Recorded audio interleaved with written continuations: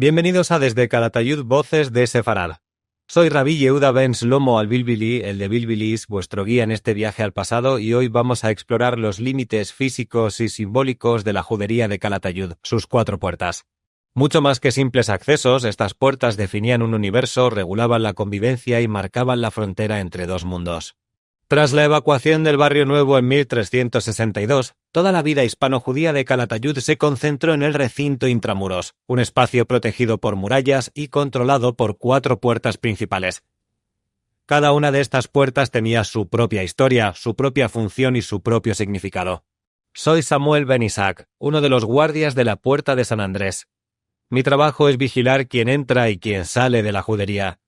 Debo proteger a mi comunidad de los peligros del exterior, pero también asegurar que las relaciones con los cristianos sean fluidas y respetuosas. Es un trabajo de equilibrio y responsabilidad. La puerta principal era la de la Plaza de San Andrés, situada en el extremo este del recinto, en el arranque de la actual Cuesta de Santa Ana. Era la puerta más monumental y que tenía una torre de defensa documentada en el siglo XV, la que conectaba directamente la judería por el barrio de entrada a la judería o Puxada del Rey, con el corazón comercial de la ciudad cristiana. Por aquí entraban y salían los mercaderes, los artesanos, los clientes cristianos que acudían a los talleres hispano-judíos. Soy Martín, comerciante de paños. Cada mañana cruzo la Puerta de San Andrés para ir a la tienda de Moisés, el judío. Sus telas son las mejores de Calatayud. Al principio me daba un poco de reparo entrar en la judería, pero ahora me siento como en casa. Los guardias ya me conocen y me saludan con respeto. En el extremo opuesto al oeste se encontraba la Puerta de la Furiega y la Torre Corachá. Esta puerta se abría en la muralla que iba desde el castillo de la Peña al de Torremocha y daba acceso a los caminos que llevaban a los pueblos de los ríos Ribota y Manubles. Pero su función más solemne era otra, por aquí pasaban los cortejos fúnebres. Soy David Ben Abraham de la cofradía Cabarim, los que enterramos a los muertos. Cuando alguien de nuestra comunidad fallece, lo preparamos según nuestros ritos y lo llevamos en procesión silenciosa por la Puerta de la Furiega hasta nuestro cementerio, el Fosar de los Judíos, que está muy cerca de allí a unos 200 metros. Es un camino de dolor y de respeto. La tercera puerta era la del barranco del Puente Seco, en la muralla sur. Esta puerta abría un camino que discurría paralelo al barranco de las Pozas. A su derecha nacía la empinada subida a la ermita de la Peña y a su izquierda el muro que bajaba hacia la puerta Terrer de la ciudad cristiana. Era una puerta de uso más local, utilizada por los habitantes de la parte baja de la judería. Soy Raquel Bat Salomón. Vivo cerca de la Puerta del Puente Seco. Cada día la cruzo para ir a lavar la ropa al río. Es una puerta más pequeña, más familiar. Por aquí no pasan los grandes comerciantes, solo los vecinos que vamos y venimos de nuestras tareas cotidianas. La cuarta puerta, o más bien postigo, era la de Torremocha.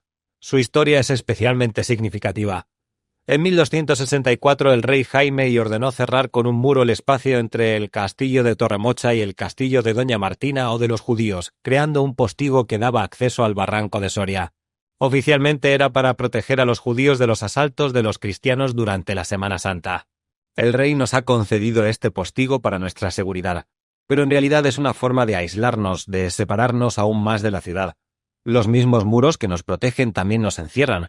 Es una seguridad ambigua, una libertad vigilada. Estas 4 puertas no estaban abiertas permanentemente. Se cerraban por la noche y durante las festividades cristianas más conflictivas, como la Semana Santa.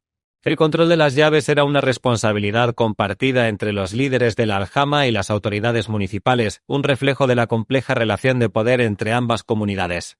Las noches de Semana Santa son las más tensas. Cerramos las puertas con doble cerrojo y montamos guardia extra. Desde dentro oímos los cantos de las procesiones, a veces también insultos y amenazas. Son noches largas en las que la seguridad de toda la comunidad depende de nuestra vigilancia. Las puertas también eran un punto de control fiscal. Por ellas pasaban las mercancías que entraban y salían de la judería y se cobraban los impuestos correspondientes. Los guardias no solo velaban por la seguridad, sino también por los intereses económicos de la aljama y de la corona. Soy Isaac Ben Jacob, recaudador de la aljama. Cada día reviso los registros de las puertas. Debo asegurarme de que cada comerciante paga lo que le corresponde, de que no hay contrabando, de que las cuentas de la comunidad están en orden. Es un trabajo ingrato, pero necesario para el buen funcionamiento de la aljama. Pero más allá de su función práctica, las puertas de la judería tenían un profundo significado simbólico. Eran el umbral entre el nosotros y el ellos, el espacio donde se negociaba la identidad, donde se gestionaba la diferencia. Cruzar una de estas puertas era entrar en un mundo con sus propias leyes, sus propias costumbres, su propia lengua. Soy Aarón, vengo de Toledo. Cuando llego a una ciudad nueva, lo primero que busco es la puerta de la judería. Al cruzarla, siento que he llegado a casa. Escucho el hispano judío, veo rostros familiares, huelo los aromas de nuestras cocinas.